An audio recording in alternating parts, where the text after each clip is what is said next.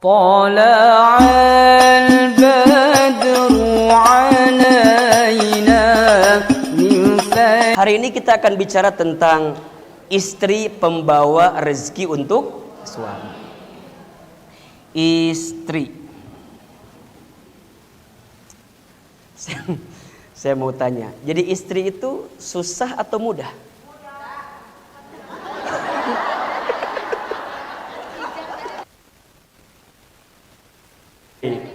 Bunda, bener.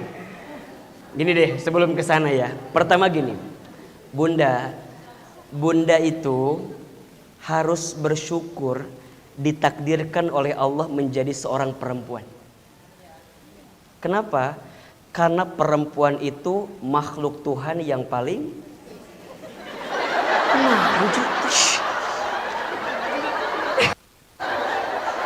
jadi kadinya pabaliut ieu teh. Astagfirullahaladzim. Keur masalah kompak deui. Tarik di jawabanana. Ih, jadi merinding. Ya Allah. Allahu Akbar. Kan tadi Ayman bilang Bunda teh harus bersyukur jadi perempuan. Kenapa? Karena perempuan makhluk Tuhan yang paling istimewa, paling mulia. Nah jadi inget kadinya ieu teh kunaon. Ya Allah, ya mana ya kadi. Ya, mulia, istimewa, luar biasa. Bahkan ya, mohon maaf punten. Saking istimewanya perempuan, Allah ya turunkan satu surat yang bicara tentang perempuan. Apa nama suratnya? An-Nisa. Bahkan kalau kita mau bicara sejarah, banyak dalam peradaban Islam itu berangkat dari perempuan. Manusia pertama, ya, salah satunya ya, yang beriman kepada Allah dan kepada Rasulnya adalah seorang perempuan. Siapa namanya? Khadijah binti Khalid. Ya kan? Khadijah binti Khuwailid. Manusia pertama yang tinggal di Masjidil Haram adalah perempuan. Siapa? Siti Hajar. Iya. Manusia pertama yang syahid di jalan Allah adalah seorang perempuan. Siapa? Hah? Siapa? Ibunya Amr bin Yasir. Siapa namanya lupa saya tuh. Cari. Sumayyah. Sumayyah ibunya Amr bin Yasir. Manusia pertama yang syahid karena mempertahankan keimanannya ketika itu. Betul? Maka wajar ada satu hadis yang Nabi sebutkan tentang 4 perempuan yang dijanjikan masuk surga. Ya. Dan 4 perempuan ini Bunda bisa menjadi portofolio yang Bunda dapatkan dari peran kita sebagai perempuan. Oke, yang pertama ada perempuan yang dijanjikan masuk surga karena punya suami yang soleh, kemudian membersamai gerakan dan kemudian perjuangan dakwah suami yang soleh itu. Siapa nama perempuan itu? Khadijah. Khadijah kuat sabar karena punya suami seperti baginda Muhammad Sallallahu Alaihi Wasallam. Yang kedua, ada seorang perempuan yang sabar karena mendampingi seorang suami yang kurang soleh atau yang tidak soleh. Siapa namanya? Asiyah binti Muzahim. Istrinya siapa? Firaun. Dijanjikan masuk surga. Makanya Bunda di sini kalau punya pasangan yang kurang soleh jangan putus asa. Jangan putus asa. Karena saya yakin Bunda suaminya nggak kayak Firaun, saya yakin. Paling mendekati lah sedikit. Alhamdulillah Ustaz, enggak lah katanya. Iya. Jadi ini motivasi. Bunda kan kadang-kadang ada bahasa gini. Ustaz, Bunda mah udah hopeless asup surga. Emang kenapa? Atau gimana bunda bisa masuk surga? Suami saya aja nggak soleh. Jangan bilang begitu. Karena Asia pun punya suami seperti Fir'aun, ketika dia sabar mendampinginya, Allah berikan apa? Surga bagi dirinya. Ada seorang perempuan yang punten mohon maaf single parent.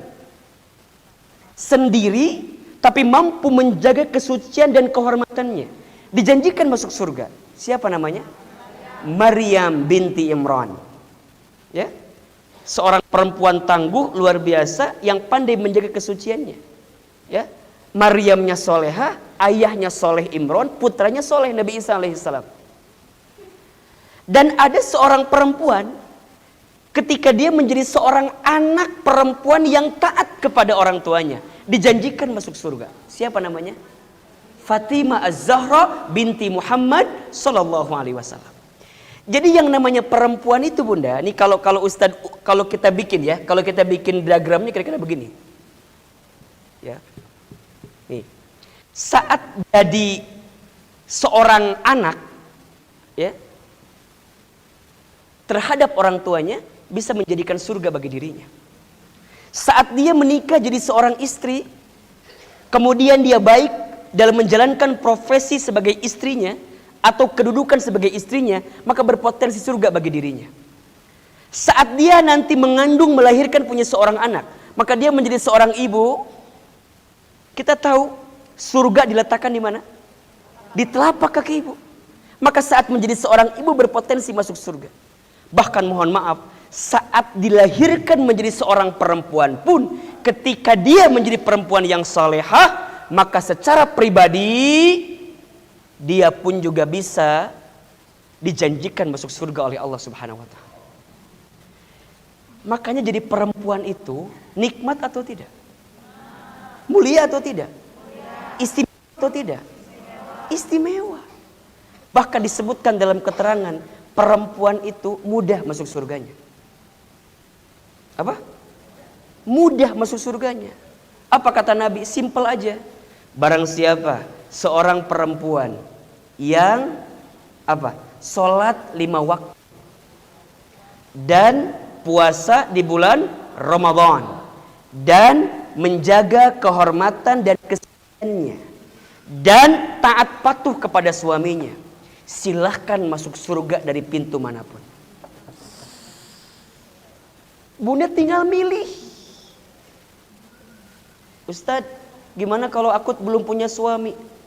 Bolehkah taat sama suami orang lain? Pertanyaan teh macam-macam we. Jangan ada layangan putus ya. Naon sih ya teh? Nah, jadi ya punten. Jadi perempuan itu luar biasa bunda yang dirahmati Allah. Maka ya, nah sekarang Ustadz, kalau kita kaitkan dalam rumah tangga, bagaimana istri bisa memberikan pengaruh baik bagi suaminya, termasuk membawa rizki bagi suaminya. Coba dibuka suratnya, ayatnya yang berbunyi Ar-rijalu qawwamuna 'alan nisa, itu di awalnya. Surat apa ya? Surat An-Nisa ayat berapa? Coba ayat berapa? Yang benar dikasih hadiah umroh gratis brosurnya. Sok, jadi Ar-rijalu qawwamuna tuh An-Nisa ayat berapa?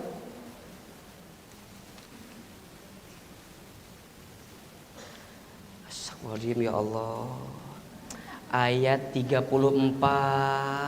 Kan itu sering dibahas atunya, ngahulang we itu. Surat An-Nisa ayat berapa? Ayat 34. Baik, perhatikan bunda ya, kita bahas sedikit demi sedikit ya. A'udzubillahi minasyaitonirrajim. Bismillahirrahmanirrahim. Ar-rijalu qawwamuna 'alan nisa'i bima faddalallahu ba'dhum 'ala ba'din wa bima anfaqu min amwalihim. Poin pertama, di rumah tangga itu ya, yang harus bunda yakini dan bunda pahami bahwa ar-rijalu qawwamuna 'alan nisa. Laki-laki itu adalah pemimpin bagi perempuan. Dalam hal ini berarti suami kita adalah pemimpin di rumah tangga kita. Itu yang harus Bunda terima, ya. Dan jangan kemudian membantah keadaan itu. Oke, kenapa? Karena seorang laki-laki itu diberikan kelebihan oleh Allah gitu ya, dibanding yang lainnya. Sehingga kemudian kepada dirinya diberikan kewajiban untuk memberikan nafkah bagi keluarganya. Oke, ar-rijalu qawwamuna 'alan nisa. Laki-laki itu qawwam, pemimpin. Sekarang pertanyaannya, pemimpin yang baik itu apakah dia berjalan sendirian atau disupport oleh orang-orang yang bersama dengan dirinya? Oke, jelas? Tidak ada yang namanya pemimpin sendirian. Yang namanya pemimpin itu memang satu orang, tapi kekuatannya dihimpun oleh beberapa orang yang berada dengan dirinya. Termasuk dengan partnernya, sahabatnya, siapapun yang bersama dengan dirinya. Maka langsung disebutkan, siapakah partner terbaik bagi laki-laki yang bisa menjadi qawwam itu? Itu, gitu bahasanya. Jadi, bagaimana keadaan seorang laki-laki yang bisa menjadi qawwam, menjadi pemimpin itu? Oke, secara pribadi individu dia punya kemampuan, iya. Tapi jangan diremehkan, jangan dikecilkan. Karena di balik laki-laki yang hebat itu, lanjutkan ayatnya, fassolihatu qanitatun hafidhatun lil ghaibi bima hafidallah. Perhatikan, di balik laki-laki yang hebat, di sampingnya selalu ada perempuan yang hebat. Jelas? Siapa di antara perempuan itu? Siapa di antara perempuan itu? Bukan hanya istri. Bunda pernah dengar nggak hadis ini? Ad-dunya'u mata'un wa khairu mata'iha al-mar'atus solihah. Pernah dengar ya? Pernah nggak dengar itu? Dunia ini adalah perhiasan, dan sebaik-baiknya perhiasan adalah perempuan yang soleha. Oke, sekarang saya tanya, yang namanya perempuan dalam kehidupan kita itu setidaknya ya ada tiga bagian. Ke atas namanya siapa? Ibu. Jadi kalau ada orang nih, taruhlah laki-laki nih, taruh laki-laki nih, dia akan hebat ketika dia disupport oleh perempuan-perempuan hebat bersama dengan dirinya. Bagian atasnya ada ibu, bagian sampingnya ada istri, bagian ke bawahnya ada anak perempuan. Boleh jadi yang keempat di sini saudari perempuan, kakak atau adik perempuan. Maka nih, kalau kita hidup di dunia dan kita akan mendapatkan perhiasan dalam kehidupan dunia ketika kapan? Ketika kita punya ibu yang solehah, punya istri yang solehah, punya anak perempuan yang solehah, punya saudari perempuan yang solehah.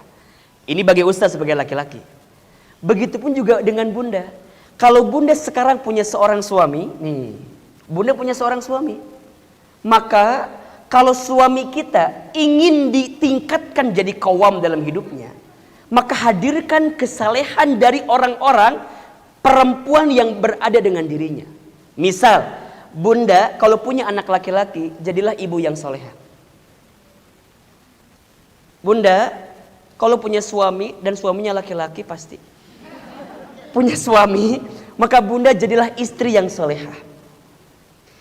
Kalau seorang ayah punya anak perempuan, maka anak perempuan jadilah anak perempuan yang solehah. Dan begitu seterusnya. Paham kira-kira? Jadi yang namanya laki-laki itu akan jadi hebat, akan jadi mulia, akan ditinggikan bagaimana kedudukannya, tergantung bagaimana peran perempuan yang bersama dengan dirinya. Termasuk istri. Suami yang paling baik dalam rumah tangganya siapa? Suami yang paling baik kepada pasangannya. Apa kata Nabi? Khairukum li ahlihi wa ana khairukum li ahli. Sebaik-baiknya di antara kamu sekalian wahai suami, yang paling baik kepada keluarganya. Dan aku yang paling baik kepada keluargaku, kata Nabi SAW. Nabi menggambarkan kepada kita seorang suami untuk baik kepada istri kita. Nah sekarang berarti berkebalikannya. Kalau bunda tahu dan paham, ternyata seorang suami itu kebaikannya, kebahagiaannya, kemuliaannya juga didukung oleh istrinya, maka mulai hari ini azamkan di hati bunda untuk menjadi istri yang apa? Istri yang salehah. Maka disebutkan dalam ayat ini, siapakah perempuan yang keren itu Ustaz, yang hebat itu, yang bisa membentuk laki-laki jadi qawwam itu? Fassolihatu, perempuan yang soleha. Sekarang saya mau tanya, indikator perempuan soleha itu apa?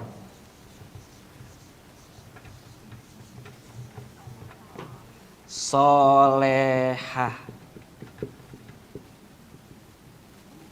Apa? Hah? Apa? Oke, satu.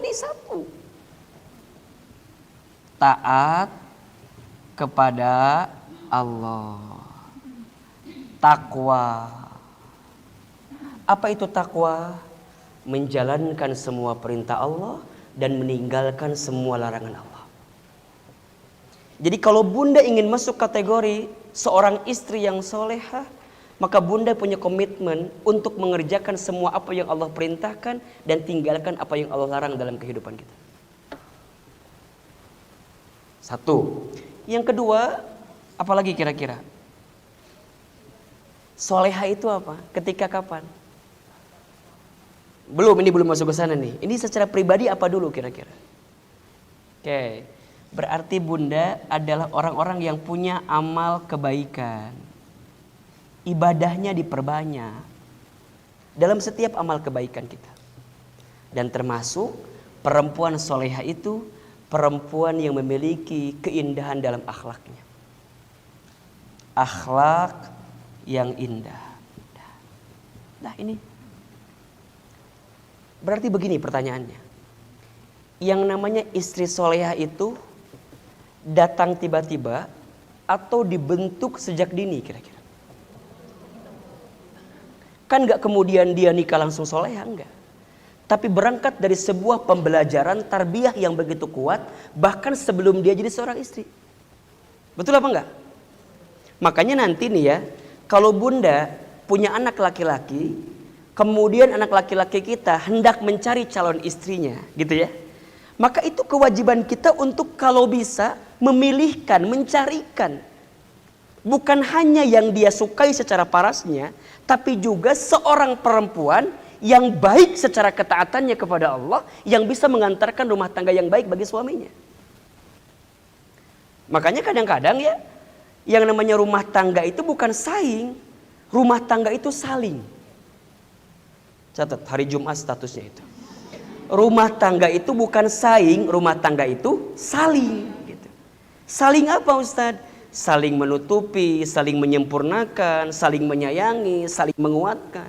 Bahkan mohon maaf ya, kalau ternyata kita diberikan kemampuan lebih terhadap ilmu agama dibanding suami kita, maka kita jangan sungkan untuk memberikan yang terbaik bagi suami kita. Tapi tentu dengan pengajaran yang baik. Ya kan? Misalnya bunda sering ngaji, suami kita mungkin waktunya tidak ada. Secara ilmu mungkin bunda punya kemampuan lebih dibanding suami bunda. Maka bunda boleh sampaikan kebaikan itu kepada suami bunda. Tapi dengan bahasa yang enak. Ima kadang-kadang balik ngaji ngerasa pinter. Ditanya sama suaminya, bunda tadi dari mana ngaji? Apa bahasannya? Mual ngerti bapak malah nges. Kadang-kadang sok itu kita teh. Itu kurang tepat. Jadi kalau bunda nih sekarang punya dapat ilmu misalnya pagi ini dicatat ilmunya di-share ke suami.